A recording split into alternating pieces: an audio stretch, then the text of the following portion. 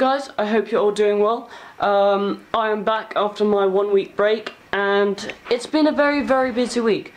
So aside from all the cars, motorsport and racing news, which will come up later in this video, I've had my driving lessons and they're getting better. I mean, each week I'm getting better and better. Yeah, I'm still making a few mistakes, but generally it's all going very well. Secondly, I had my hair cut, and thirdly, I've had college. College is the main reason why I take massive breaks, is because although I love doing these vlogs, college comes. Hello, Winky. Hello.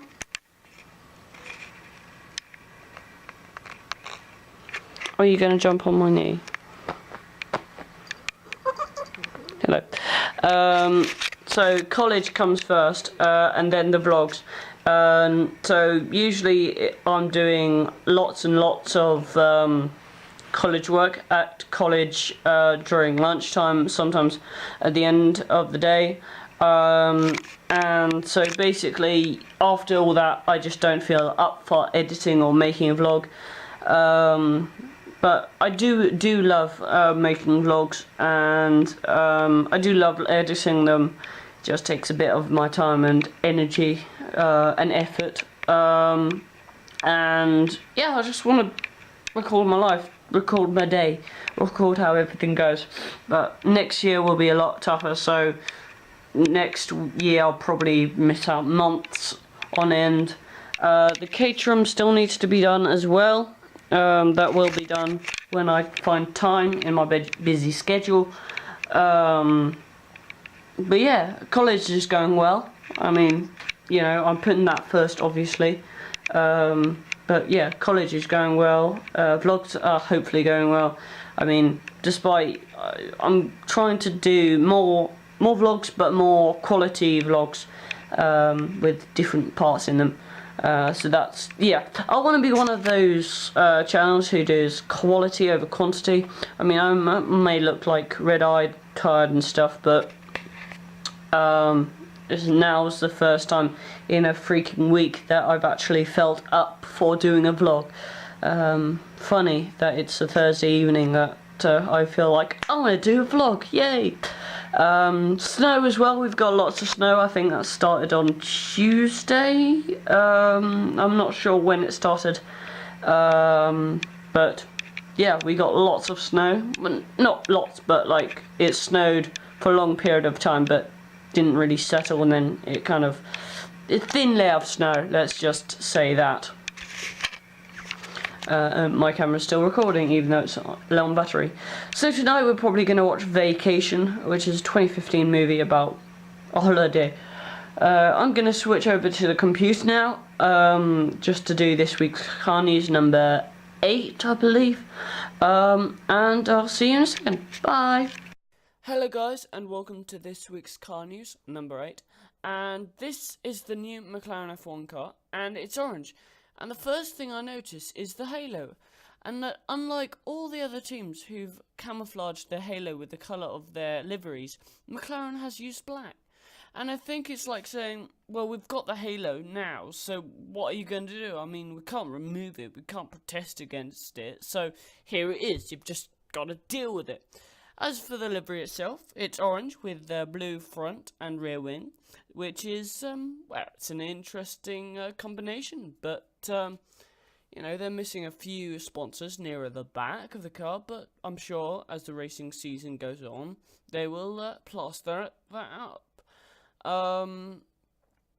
And other than that, there's not much to say, other than I hope they get rid of the orange curse. Because last year was the first year they used orange, and we all know how that went with Honda. So hopefully this year they can be a lot more reliable, a lot faster, and hopefully when I see an orange McLaren, I can think, oh yes, I am proud to come from Woking, the same town as that thing just there. Right, next news, the Toro. Continuing on the theme of F1 2018 releases, This is the new Toro Rosso 2018, and the livery is exactly the same as last year's, except from this very, very small little strip down the side. I'm sorry about my terrible drawing stills. I just downloaded this from the Chrome store. And it's a Honda hybrid. So whether they'll be reliable and fast, or slow and unreliable like last year, we are yet to find out. And it'll be very, very interesting to find out indeed, because I want to see if McLaren and Honda was just a bad combination, or just Honda in general is just unreliable. But yeah, there's nothing to say about that other than it's the same as last year's. Next news. This is the new Force India, and Vijay Malalia has stuck with the pink theme, but added a little bit of white. I mean, it's like having a milkshake and just adding strawberries. It won't taste good. So what he's done now is added some strawberries, some bananas, some milk, some cream. So it's still a smoothie. It's still, very sweet, but you're just adding flavors. And I think, that car has the most sponsors on it. I've never seen so many sponsors on an F1 car before. And unlike the Ferrari, it's two colours. So, to be honest, apart from the Renault, I think it's the best looking car on the grid. And the halo, just like with the Toro Rosso, it kind of, camouflages in. It kind of is aerodynamic. It fits in. And with the Force India, it does the same. It fits in. It kind of, it doesn't look great, but, it's there, and it's kind of camouflaged, so, oh, look at these silly little boys. Oh, I'm sorry, I have to do this. Okie dokie.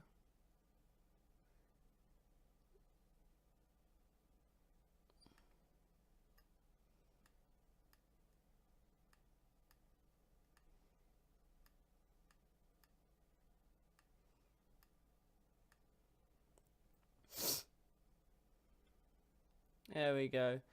Isn't that just beautiful? I'm gonna send that to one of my closest friends. Anyway, that is adorable. Right, Red Bull has watched my YouTube video, and they've kind of updated their colour scheme. They've gone back to the red, yellow, and kind of dark blue-y colour. And if I scroll down here, we can see what it used to be. And after watching my video and no one else's, they've updated it, and it looks a lot better. It looks more Red Bully. And the halo's a nice shape. It's not really a nice shape, but it doesn't stick out or anything. That's all that there is to be said. I mean, it's interesting because this year Red Bull have an Aston Martin engine, so that's really good. That's a huge boost for road cars coming into F1, like Porsche and stuff. So luxury cars coming into F1 with there we go. Road car manufacturers coming into F1 and joining F1 teams, making F1 teams, if you will. So that's very good news indeed. And not much else to be said except from it looks like good. I mean, to be honest, it actually looks better than Force India, but I'm not really allowed to have an opinion. Next news. Martini to end Williams sponsorship deal. That's a big shame. Because since 2014, when they got Martini sponsorship, the Williams has really grown on me. It's really kind of come almost classic, almost iconic, because like McLaren, when they went back to Papaya Orange, Williams went back to the old days and, brought back Martini, and the classic look is really kind of nice. It's nostalgia, there we go, that's the word. And if they end it with Martini, then that'll mean it's just a completely white car with Rexona. And to be honest, I don't want to see another Sauber white car just without the Alfa Romeo sponsorship, because that's the only thing that's keeping it decent, is the kind of red bit on the back. But it's just a completely white car with S&P Racing, JCB, Rexona, PT, just white brands. Yeah, I don't want to see that. I want to see lots of colours. Oh, I know. Imagine Williams, imagine Robin's car-related vlogs sponsored Williams. That would be amazing. I mean, I'd get a huge amount of money, which means I could make the vlogs and everything much better, and that would make the car really colourful and multicoloured. Or they could just go to Benetton, because Benetton was brilliant. Anyway, I think that is to do with alcohol in Abu Dhabi, and yeah, alcohol laws are just a bit dodgy. But let's have a look. While we would both like to do so, the Bacardi Group have told us that they will step away entirely from Formula One when our contract expires at the end of this year. So, no, it's not to do with alcohol, it's just because their contract has ended. So that'll be a huge shame, but also very exciting, because the Williams will have a totally new look. I mean, gosh, how long was that? 2009, I think they were entirely blue, and then as soon as Martini came in, they released their livery, and whoa, that's so amazing. Just like when McLaren went orange, whoa, that's amazing. I mean, the livery's just amazing, not the car. But yeah, a very concerned looking Claire Williams there. But yeah, that's a huge shame. Next, he ripped his race suit whilst trying to enter his car with the halo. There's really not much to say about this, other than not only is the halo ugly, yeah, I know it camouflages a bit, but it really doesn't help with the aesthetical appearance of the car. But it's also dangerous. I mean, race suits are fireproof, and if you manage to rip a race suit, that's not just like ripping a jumper or shirt or a pair of jeans. That's I think there's at least a couple of layers thick. Oh dear. And last year, I believe, the F1 teams tried some different things. I mean, they tried definitely the halo, an aero screen, and one other head protection I forgot. Yeah, why did they have to go for the ugliest? I mean, the aero screen didn't look great, but it still did the job, so, you know, I might do something on BeamNG with that.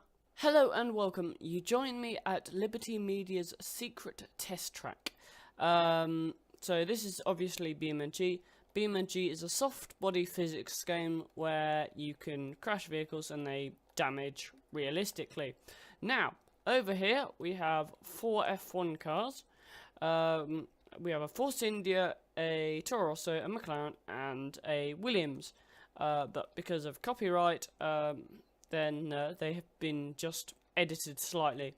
So we've got the Martina, we've got the Chandon Ibishu Hybrid, we've got the Deadpool Toro Rosso, and over here we've got the BTW Force India kind of knack Kingfisher.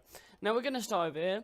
This is last year's car, no halo, and I've got to say this is one of the, not this colour, but this is one of the best looking F1 cars there's ever been. I mean, it's sleek, it's stylish, the shark fin really does really make it aerodynamic. It's just overall it's a genuinely beautiful car. So yeah, lots of winglets, and it's highly detailed, and I do recommend you come join me in Perez's car. It's really nice and toasty. No, I really do recommend you get BeamNG.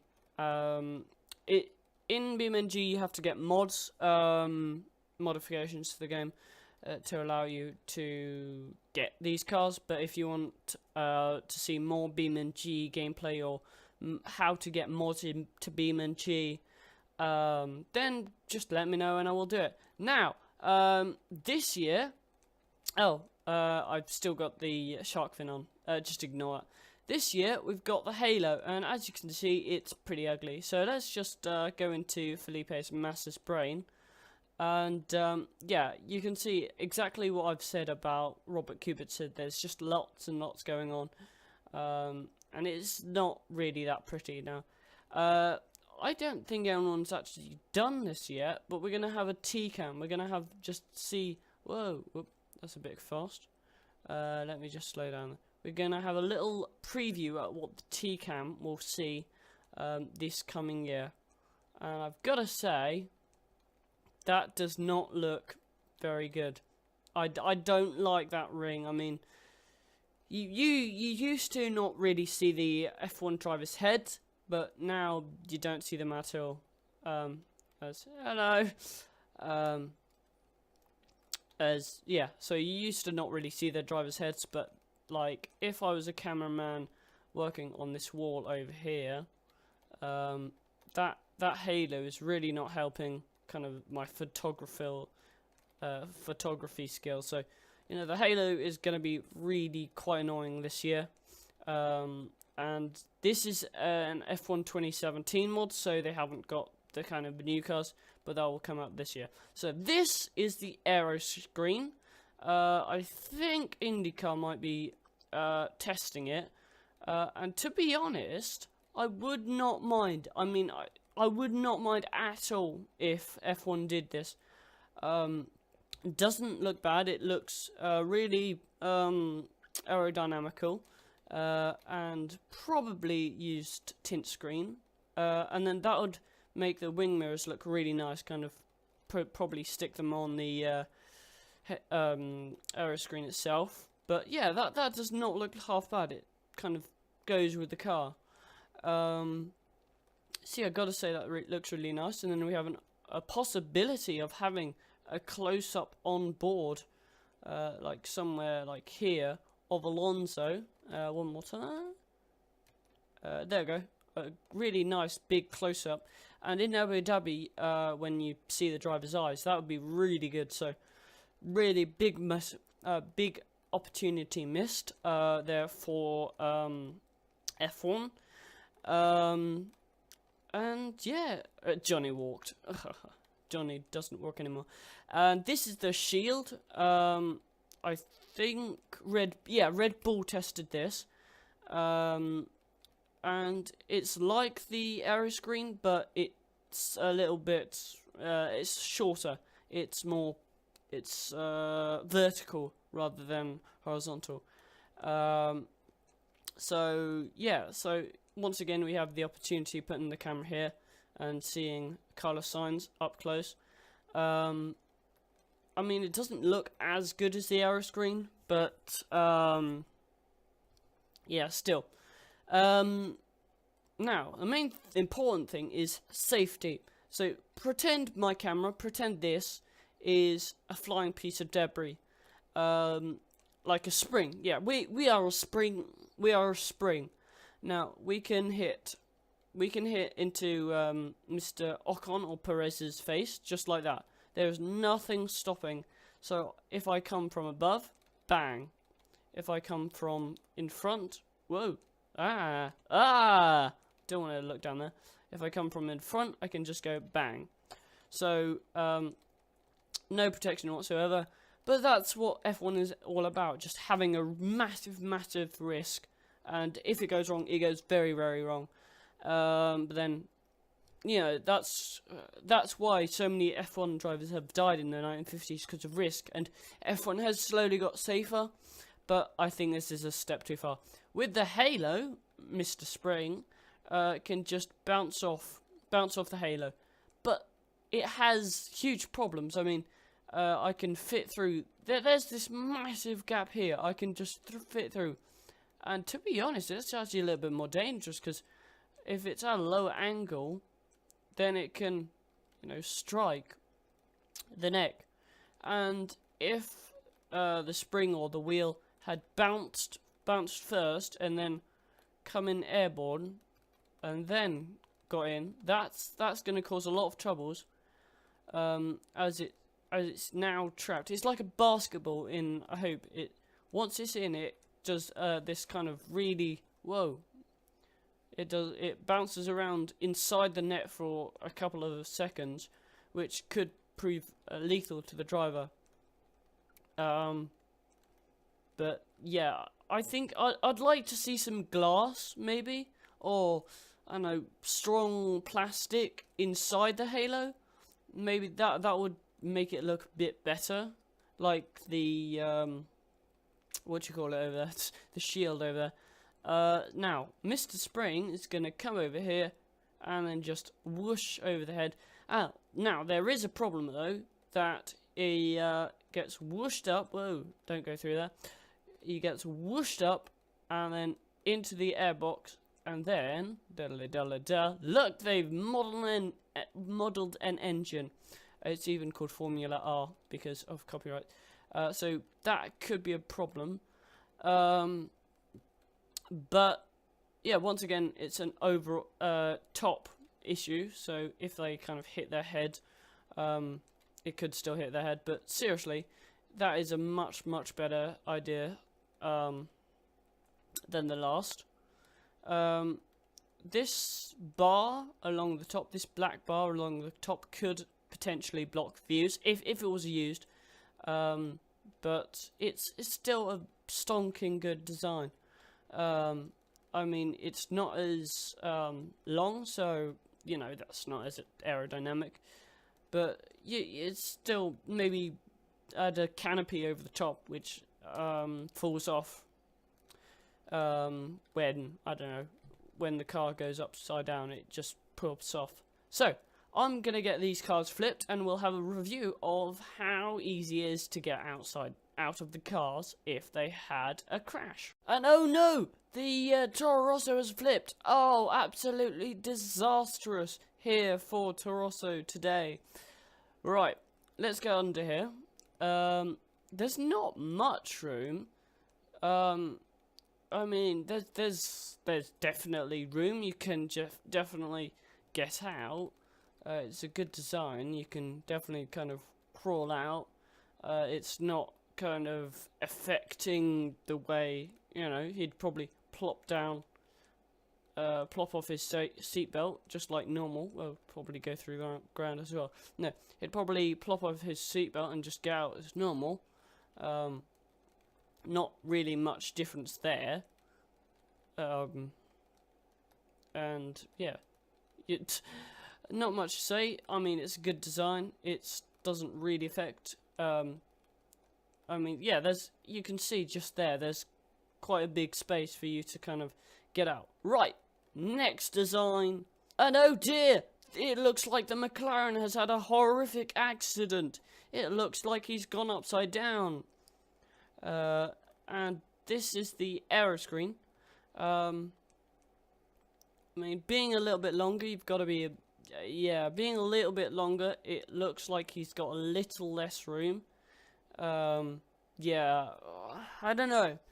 That'll probably kind of come off in the accident, kind of, I don't know. When you squeeze, yeah, like, it has two, pressure points, and then when they're pressed, it just slots off. Because that looks like quite a squeeze to get out, because of this bit just here. Yeah, this bit here just gets in the way just a bit. So, yeah, Alonso would get out just a little bit after some time. Right, next car. That's the safety car I've done for, yeah, I've done that for realism. Right, this is the Williams with the halo, supporting the halo. And that, I don't know, that looks like, because the problem I have is that the halo kind of goes upwards. So, how am I going to do this? I don't know. The halo goes from here all the way and kind of upwards or downwards or whatever.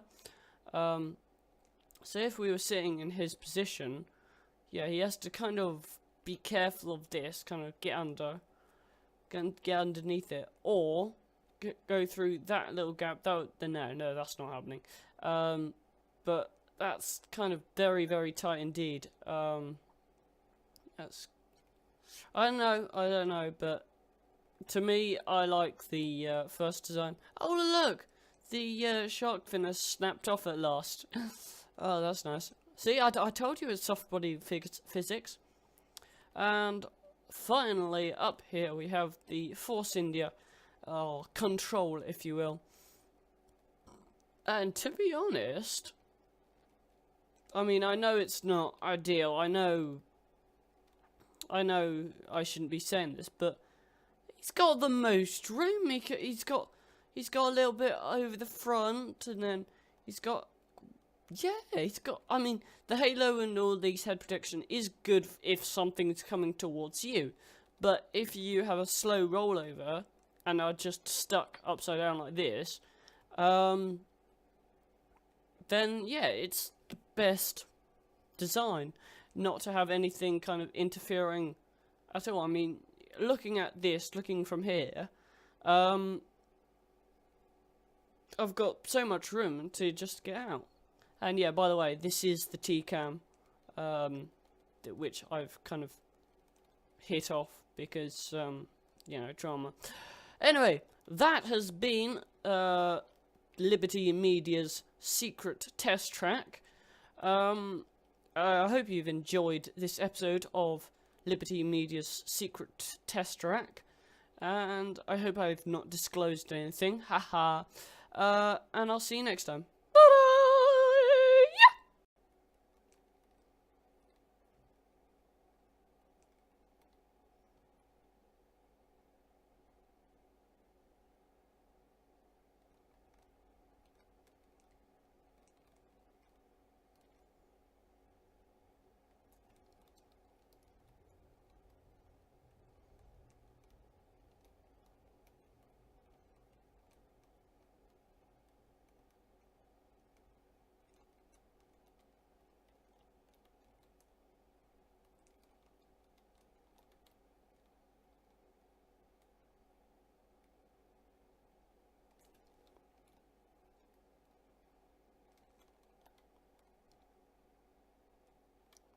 Now, do you think this halo will protect Paul Master's life? Because it doesn't look like it will.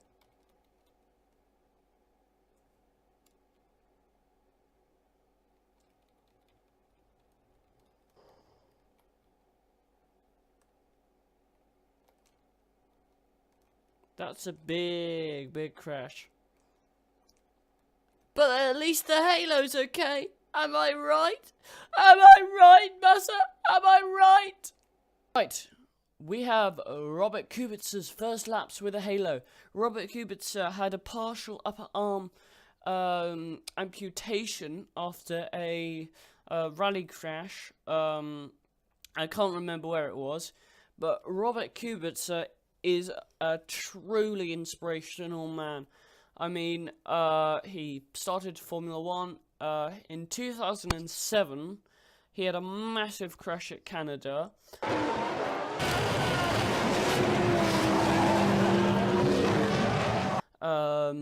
Where his car went over and, like, there was only barely a shell left of the car. Then, in 2008, I believe he won at Canada, or did very well, maybe on the podium. And then I think it was in 2010, he had a rally crash. The kind of barrier went through his car.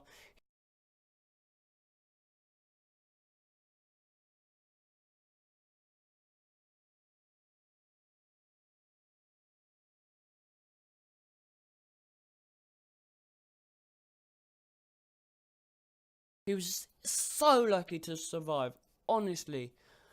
And after all of that, he's driving an F1 car. I mean, oh gosh, he's come, just like Billy Monger, he's come so far. Anyway, let's watch this. Williams! I'm going to mute this just because of copyright.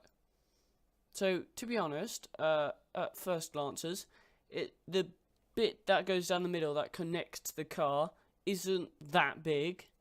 And is he gonna? Yeah, there we go. And I think, looking at things, if we bring this up, let's change the colour back to red because we've done with the Force Indias. There we go. Red, okay. I think the bit which Gasly ripped his suit on is this little bit up here, which is useless. I mean, yes, it might help with the aerodynamic, but you know, it's not very, I don't know, good. There's also a sticker which can be distracting, but they're probably going to take that off. I don't know why they have a sticker there. And let's just get rid of all of that and go back to mouse and just resume.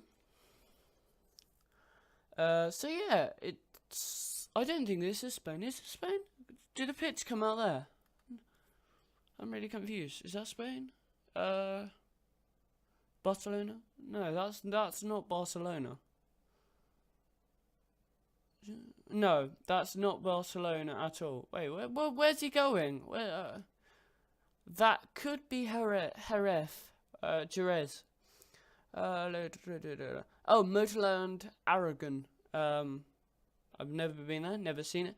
Now, the one thing I noticed from this corner in particular is you've got so much just stuff. Oh, sorry about the microphone, but you've got so much stuff just sticking over the car. I mean, you've got all of these things. I think they're just for radio signal. Then you've got this kind of thong thing. Let's just, there we go. And then you've got the wing mirror, which I don't actually think is functional. And then you've got like this little bit here, but that's a side put. You've got to focus on so much. There's just so much going on the front of the car. I mean, without the halo, you just knew where to focus. But there's just so much to look at. So much is going on. And I think we're definitely going to see a crash this year. And now if I bring up my circle maker, say the lights were up here. 1, 2, 3, 4, 5. So I know that's really crappy design because I'm not an artist or anything, but the driver can only really see the driver can only really see one or two of those lights before the halo blocks the rest. So yeah, we're going to see crashes because of halos, and also we're going to see appalling starts because the drivers can't see. I mean, Or maybe we're going to just see drivers like totally tilt their head kind of through the just bring their heads forwards through the little gap in the halo. So, well, little gap, it's kind of this big gap here. They're going to bring their heads forwards and then just, oh right, okay, it's time to go now. Oh, five red lights are off. Okay, right, let's now drive. Alright, let's get rid of all of that. Where is Motorland Oregon? I can't copy or paste it. Motorland Oregon. As the doorbell goes for the second time. Right, maps. Whilst you look at the maps, I'm gonna answer doorbell. Okay. Oh, okay, so that's totally on the other side of Spain from Barcelona. We just quickly do Barcelona. Oh, okay, so they're not totally, but like they're quite far apart. Doorbell number 2 answered. Let's see how many more doorbells we can answer. So yeah, Barcelona's down there, and if we go back 1, 2 more. Oh wait, hang on. Oh, we can do directions, can't we? Dunk, and then Motor Aragon. So that's a good 15 hours a cycle. Why is it on cycle? So that's just a 2-hour drive.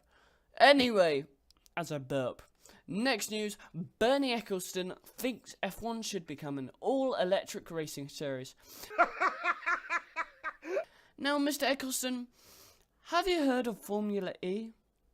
And if you haven't, then it's essentially an electric Formula 1. Now, I have 2 problems with this statement of Bernie's. Firstly, F1 is all about the noise.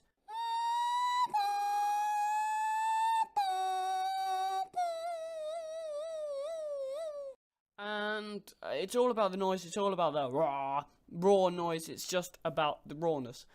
You go to an F1 race just to hear those beastly engines and possibly see the drivers, maybe not. Yeah. You go there to hear them. You don't go to a WEC event just to interview the drivers and stuff. You go to a WEC event to stay up all night and listen to some glorious V12s. And the second problem is that F1 has always been petrol or diesel or whatever they use. It's always been a petrol or hybrid engine. So I think, in my opinion, F1 is going to be the last they're going to be the last 20 or so cars on Earth which aren't going to be electric or flying or whatever. So yeah, F1 has a lot of history behind it, and if you just make them electric, it's like saying, fuck all those other historical events that happened. We're now going to make a new era of Formula E, and it's all going to be electric. Now, I have a sneaky suspicion. Sorry, no, I have a question. If Liberty Media is in charge of F1, what exactly can Bernie do? I mean, Bernie's not in control of F1. Bernie's stepped down, so Bernie, in theory, can't do anything. You can talk all the talk, but he can't walk the walk. Sayings. And there we go. There's Formula 1. An electric motorsport series. Formula E. Precisely. And there is a Formula E Prix this weekend. So I'm definitely going to watch that. Right. Watch a bus driver drift a double-decker to avoid a horrible smash. Well, it's back. So that's really very odd indeed that the video is now back. So it's now available. Well then, now you can have my live reaction. Let's go. So I'm assuming instantly that's in Britain because of the snow, and we're driving on the correct side of the road, and it's a European hatchback. Oh, that's a big bus. Oh, goodness me, that was close. And I know why there's a green filter on. That's because this bus driver is Martian. He's not human. That was so close. And those reactions were absolutely incredible. Right, I've done enough rambling. Let's watch this intense crash. Biker via semi-truck. Rah!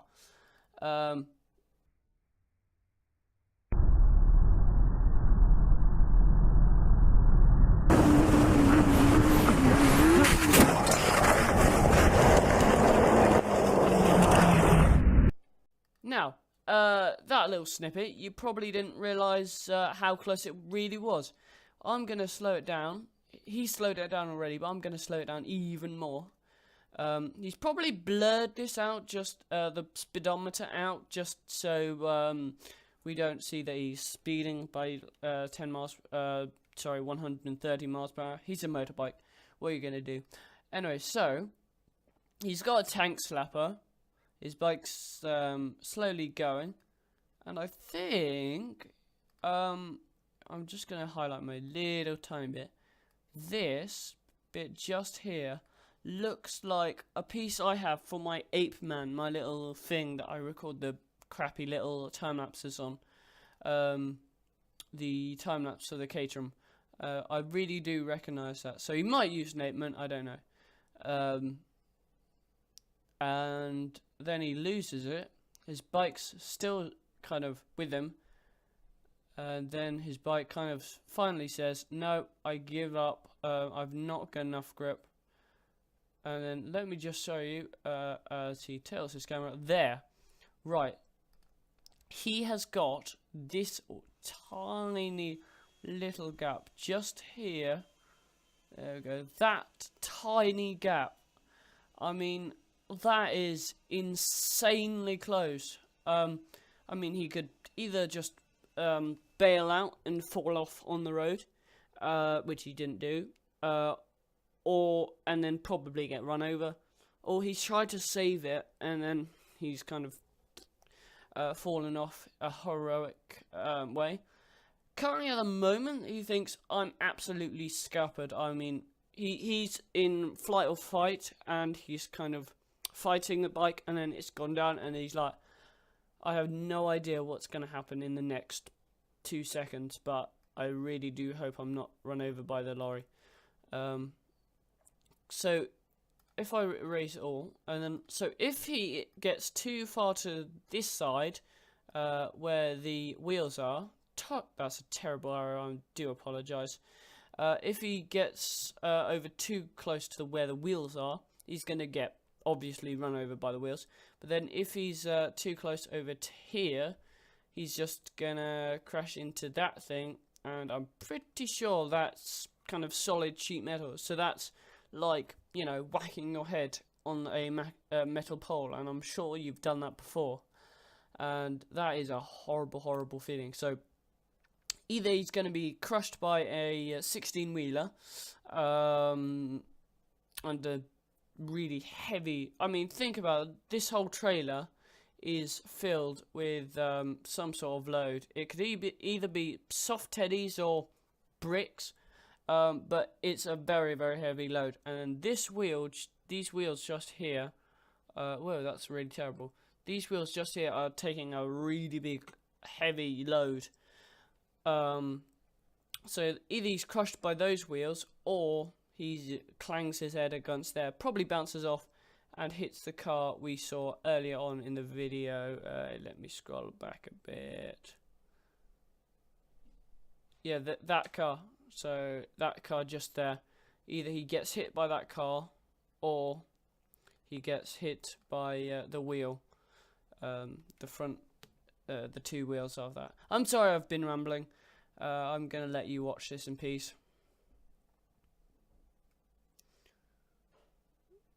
And somehow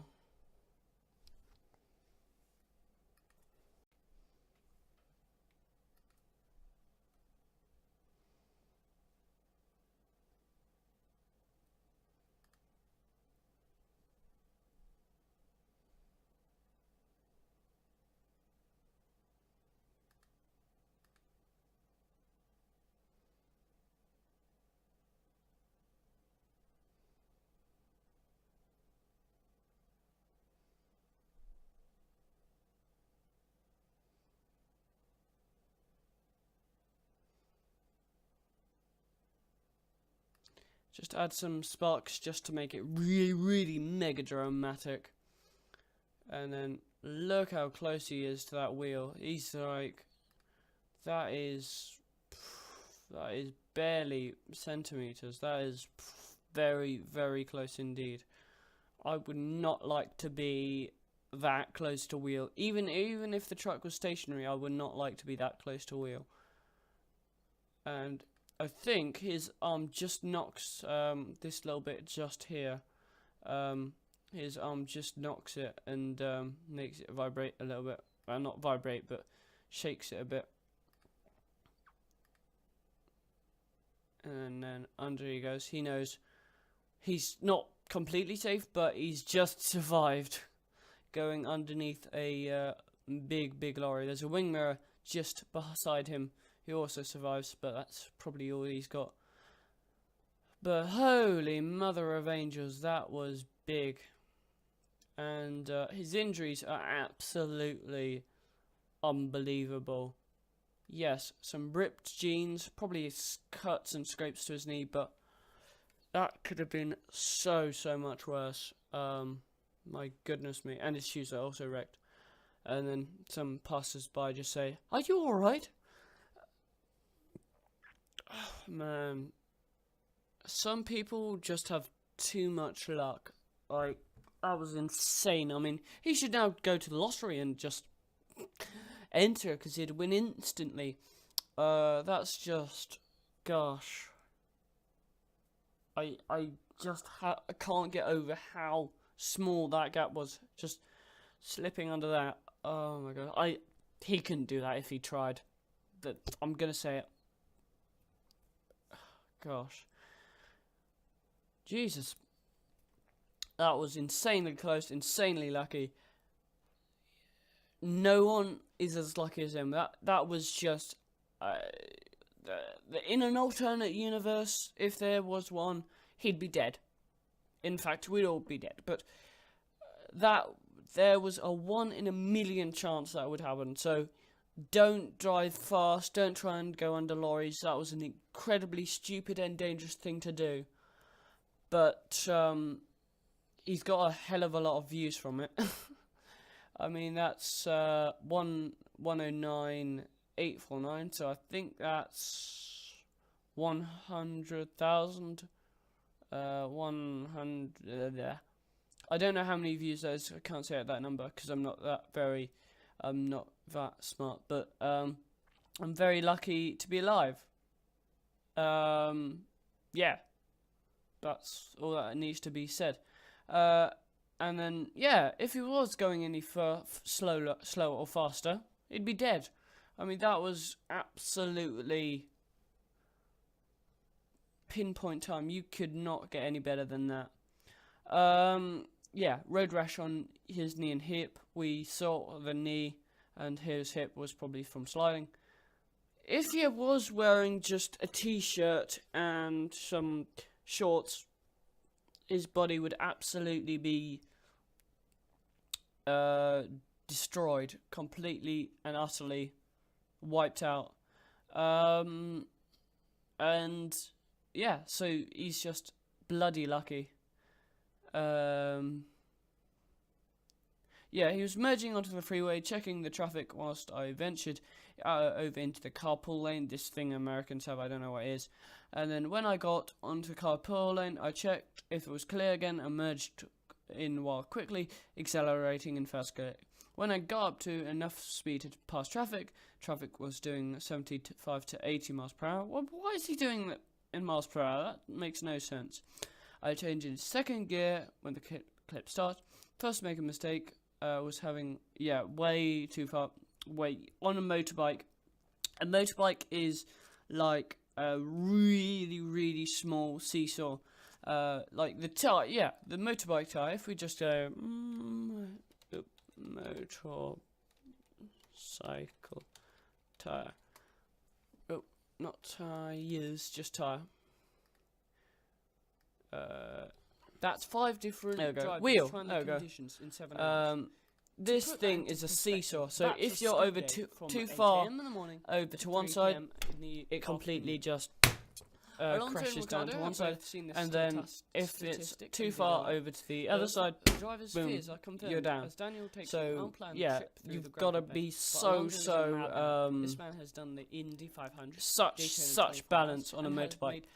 Anyway, so yeah, having balance is vital on a motorbike, and then just wait, and then mixed with the extremely bumpy freeway, and then the acceleration of bike caused the front wheel to go extremely light, thus causing the violent speed of the wheels. In the end, we saw the Spanish daredevil collecting 11 laps. Hammy Moto, I'm going to subscribe to you, mate, because you you're actually alive. That is insane. So as I said before, not everyone is as lucky as him. Drive safe, ride slow. That was just pretty standard. Please be careful. Nothing really, and if you ever feel like your bike's gonna fall or something's gonna happen, trust your instinct and gut. Just that is this week's car news number 8. I do hope you've enjoyed it. Right, pre-season testing. I've written a little piece on this, so I'm gonna play some content, pre-recorded F1 content, and essentially, I'm going to play that and read, what I've written out to you. Play the clip. Monday, February 26th was the first day of pre-season testing in 2018. This would also mark the first time the drivers had actually driven in an F1 car since the Abu Dhabi Grand Prix in November 2017, as they would be doing seat fitting, simulator runs, and helping the teams with their new cars during the winter break, which ended on Monday, February 26th. Toro Rosso and Force India released their 2018 cars before the session itself got underway. Alonso's wheel decided to explore the very edge of the gravel bed at turn 16, causing the McLaren to lose a wheel and subsequently spin, bringing out the red flag barely an hour into the session. After this, the drivers had 9 hours of flat-out testing, both to the teams and spectators' delight.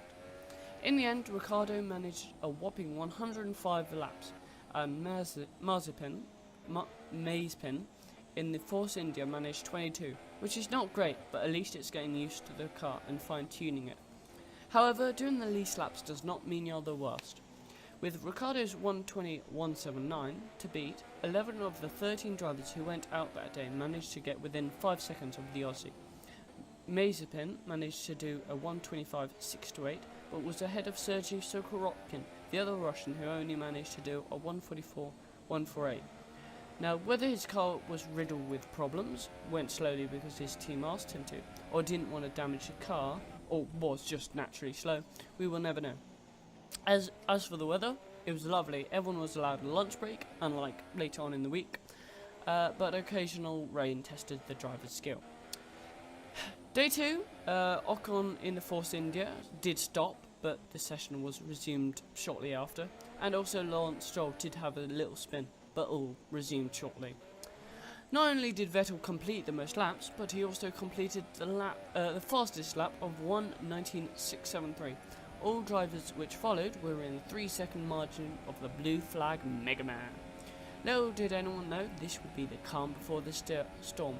The beast from the east, and not the pest from the west, swept in overnight and covered the track with a thin layer of snow. Yes, you heard that. Snow. In Spain. In February. Insane. Day 3. After finishing their obligatory snowy Facebook pictures whilst the snow melted, the drivers gingerly made their way out to their cars. Homeboy Fernando Alonso was the first, as he decided to check out the wintry hell at 12:34 in the afternoon, before returning immediately back to the warmth of the heated McLaren garage. The Farrens must have been incredibly annoyed, having paid a considerable amount of money for a Formula 1 event, only to find out that for half the day they'd be sitting in the ice-cold grandstand with not a single car to be seen, let alone out on track. Daniel Ricciardo too did a lap around the circuit, but immediately came in. Marcus Ericsson decided as well to do a lap, but just like the Aussie, decided to come back in. Much later, Robert Kubica, who we saw earlier, tests the conditions, but just like the Warriors before him, he too comes back into pits after an installation lap. It's at this time the Kiwi, Brendan Hartley, has a Sherlock Holmes-like inspection of the track, but Sherlock Hartley does not like what he's seeing, and once again, like the many before him, returned to the pit lane. That's 5 different drivers trying the conditions in 7 hours. To put that into perspective, that's a school day from 8 AM in the morning to 3 PM in the afternoon. Alonso and Ricciardo have both seen this statistic and did a lap. The driver's fears are confirmed as Daniel takes an unplanned trip through the gravel bed, but Alonso is a madman. This man has done the Indy 500, Daytona 24 Hours, and has made 3 different racing series change their calendars. In doing 5 laps, he set the fastest lap. It may be a minute slower, but that's the first time we've ever seen the words F1, Alonso, McLaren on one row since they joined Honda. In the end, we saw the Spanish daredevil do a whopping 11 laps. That's insane territory. Brendan Hartley also put on his big boy pants and did another lap, but was nowhere near the speed of the Spanish speed rake. As for day 4, that was pretty standard, normal, nothing really nothing was different. It was just a standard day, just like the first day. Right, that is this week's car news number 8. I do hope you've enjoyed it. Be sure to like, comment and subscribe if you've enjoyed this video, and I'll see you next time. Bye bye.